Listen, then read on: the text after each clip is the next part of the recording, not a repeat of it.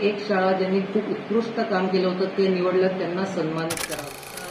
जे हे गोपनीय गुणांकन मर्जीच्या शाळा जे जिंकवतात ते त्यांनी जाहीर करावं गुणांकन, म्हणजे शाळांना कम्पेअर करेन.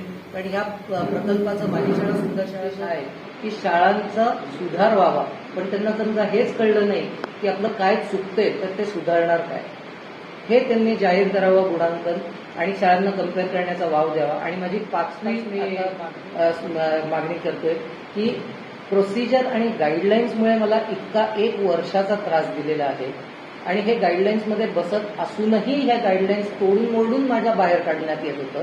तर आत्तापर्यंत 2022 पासून यांनी जे काही निर्णय घेतले असतील, मग ते फायनान्शियल असू देत किंवा नॉन फायनान्शियल असू देत, हे गाईडलाईन्स आणि प्रोसिजर्स मध्येच आहेत का तोडून मोडून गाईडलाईन्समध्ये आणून हे निर्णय झालेले आहेत, याचं ऑडिट व्हावं. आणि हे गाईडलाईन्समध्ये नसतील तर ज्यांनी हे चुकीचे निर्णय घेतले, गाईडलाईन्सच्या बाहेर जाऊन घेतले, त्यांच्यावर कार्यवाही करावी. असे एवढेच माझे डिमांड आहेत. तोपर्यंत मी माझं उपोषण सुरू ठेवणार आहे.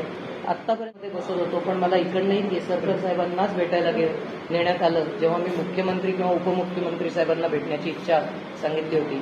त्यामुळे मी आता उद्यापासून कदाचित आझाद मैदानमध्ये बसणार नाही. मी परत रामटेक बंगल्याच्या बाहेर जाऊन बसेन आणि अन्न, पाणी, मेडिकेशन सगळं सोडून तिकडे बसेन. मग जीव गेला तरी चालेल, पण मला न्याय हा मिळालाच नाही.